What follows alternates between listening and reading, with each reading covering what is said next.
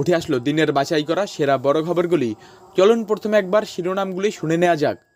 দিলীপের বাড়ি ঘেরাও তৃণমূলের, পাল্টা বিজেপি নেতা বললেন জানিয়ে এলে ভালো ট্রিটমেন্ট করতাম। ফের শুরু হইচই, এবার ঢাকায় সেনা জমায়েতের নির্দেশ। কোন বড় ঝড় আসতে চলেছে বাংলাদেশের উপর? যেখানেই দাঁড়াবে 50,000 ভোটে হারবে শুভেন্দু, বিশাল চ্যালেঞ্জ তৃণমূলের। রাজ্য সভাপতি নিয়ে তুঙ্গে জল্পনা, এরই মধ্যে দিলীপ বললেন পার্টি কি করবে। নিজের ডাকা বৈঠকে নিজেই অনুপস্থিত অনুব্রত বাদ দিয়ে গেলেন। এই জায়গায় শুরু শোরগোল। চলুন বিস্তারিত খবরে। তার আগে চ্যানেলে আপনি যদি প্রথমে থাকেন, আমাদের চ্যানেলটিকে অবশ্যই সাবস্ক্রাইব করবেন, ভিডিওটিকে লাইক করবেন, আপনার গুরুত্বপূর্ণ কমেন্ট মতামত অবশ্যই কমেন্টে জানাবেন। দিলীপের বাড়ি ঘেরাও তৃণমূলের, পাল্টা বিজেপি নেতা বললেন জানিয়ে এলে ভালো ট্রিটমেন্ট করতাম। বিধানসভা ভোটের আগে ফের দাবাং মুডে প্রাক্তন সাংসদ তথা বিজেপি নেতা দিলীপ ঘোষ। গতকাল খড়গপুরে মহিলাকে কুমন্তব্য করে বিতর্কে জড়িয়েছেন দিলীপবাবু। বিজেপির প্রাক্তন রাজ্য সভাপতির মন্তব্যের প্রতিবাদ জানিয়ে শনিবার বিজেপি নেতার খড়গপুরের বাড়ির সামনে বিক্ষোভ দেখায় তৃণমূল। মহিলাদের অসম্মান করা হয়েছে, তাই দিলীপবাবুকে ক্ষমা চাইতে হবে দাবি তুলে এদিন খড়গপুরে বিজেপি নেতার বাড়ির সামনে বিক্ষোভ দেখায় তৃণমূল। পাল্টা স্লোগান দিতে শুরু করে বিজেপি। যদিও সূত্রের খবর, ঘটনার সময় বাড়িতে ছিলেন না দিলীপবাবু। নিজের বাড়ির সামনে শাসক দলের বিক্ষোভের খবর শুনে দিলীপ ঘোষ বলেন ওদের জানিয়ে আসা উচিত ছিল, ভালো ট্রিটমেন্ট করতাম। প্রসঙ্গত, শুক্রবার নিজের সাংসদ এলাকা উন্নয়ন তহবিলের টাকায় তৈরি রাস্তার উদ্বোধন করতে গিয়ে খড়গপুরের শহরের 6 নম্বর ওয়ার্ডে এক মহিলার সঙ্গে তর্কাতর্কিতে জড়িয়ে পড়েন দিলীপ ঘোষ। ভাইরাল ভিডিওতে দেখা যায় দিলীপ তাকে ঘিরে বিক্ষোভ দেখাতে থাকা মহিলাদের উদ্দেশ্যে বলেন তোর বাপের কি, 14 পুরুষ গলা টিপে দেব। এমনকি স্থানীয় বাসিন্দাদের উদ্দেশ্যে ঘেউ ঘেউ কুকুর বলেও মন্তব্য করেন দিলীপ। এই নিয়েই শুরু হয় বিতর্ক। দিলীপের মন্তব্যের পাল্টা আসরে নামে তৃণমূল, যদিও এখনও নিজের অবস্থানে অনড় দিলীপ। ফের শুরু হইচই, এবার ঢাকায় সেনা জমায়েতের নির্দেশ। কোন ঝড় আসতে চলেছে বাংলাদেশে? গত বছর জুলাই আগস্ট মাস থেকে বাংলাদেশে যে পরিস্থিতি তৈরি হয়েছে তাতে এখনও পর্যন্ত তেমন কোনো পরিবর্তন আসেনি, বরং দিন দিন সমস্যা আরও বেড়েই চলেছে। কার্যত ধ্বংসের দিকে এগিয়ে চলেছে প্রতিবেশী দেশ। তদারকি সরকারকে যে সংশোধন করার জন্য আনা হয়েছিল বা দায়িত্ব দেওয়া হয়েছিল তা পালন করতে তারা ব্যর্থ। এর মাঝেই ফের একবার পট পরিবর্তনের সম্ভাবনা প্রখর হয়ে উঠেছে বাংলাদেশে। খবর পাওয়া গিয়েছে বাংলাদেশের সেনাপ্রধান ওয়াকার উজ-জামান সেনা জওয়ানদের রাজধানী ঢাকায় জমায়েত করার নির্দেশ দিয়েছেন। কেন এই নির্দেশ সেই সংক্রান্ত কোনো তথ্য পাওয়া না গেলেও বিগত কয়েক সপ্তাহ ধরে বাংলাদেশের ঘটনাক্রম দেখে ওয়াকিবহল মহল মনে করছে ফের কোনো বড় ঝড় আসতে চলেছে দেশে।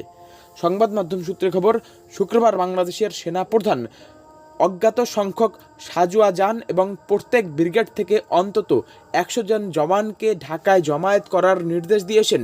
সূত্রের খবর বলছে এর মধ্যে সাভারের 9ম ডিভিশনের সেনারা ইতিমধ্যেই ঢাকার উদ্দেশ্যে রওনাও হয়ে গিয়েছেন।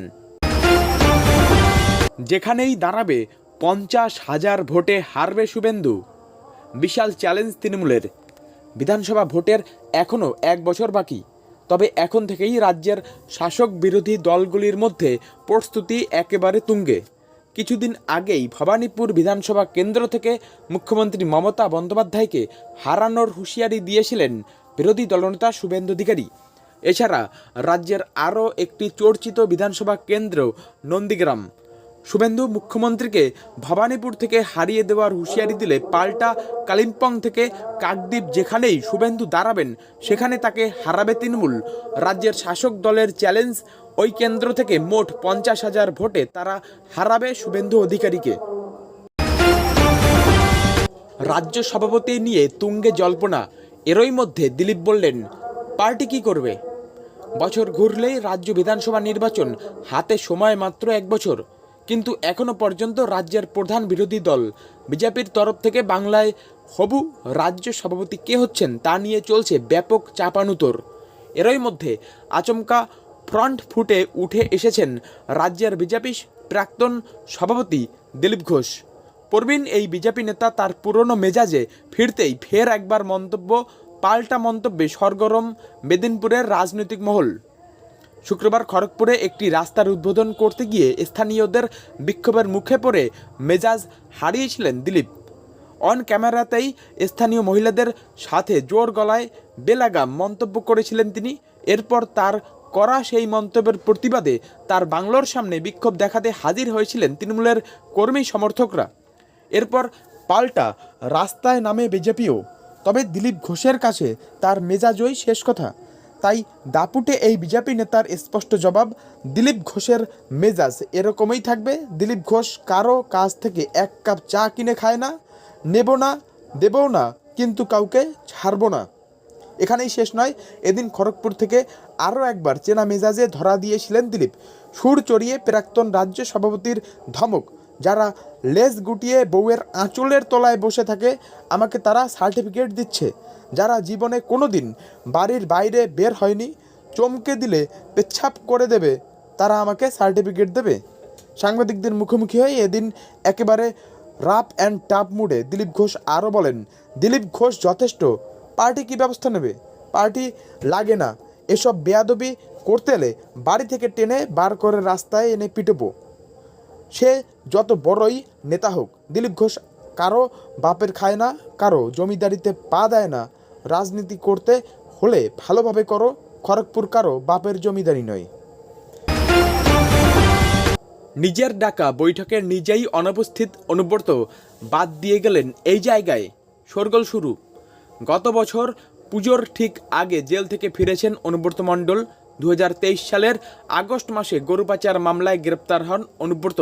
প্রায় 1.5 বছর পর জামিনে মুক্ত হয়ে জেলায় ফিরেছেন কেষ্ট।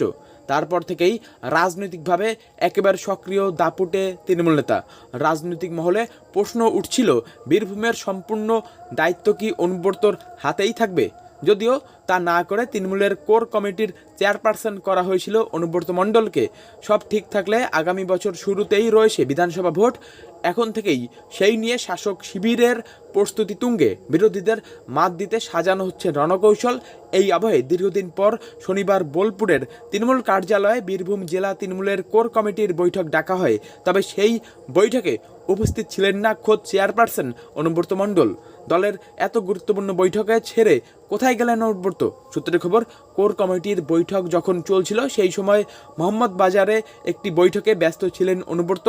কেবল কেষ্টই নয়, কেষ্ট ঘনিষ্ঠ বলে সুদীপ্ত ঘোষও, যিনি কোর কমিটির সদস্য, তিনিও নাকি এদিনের বৈঠকে অনুপস্থিত ছিলেন।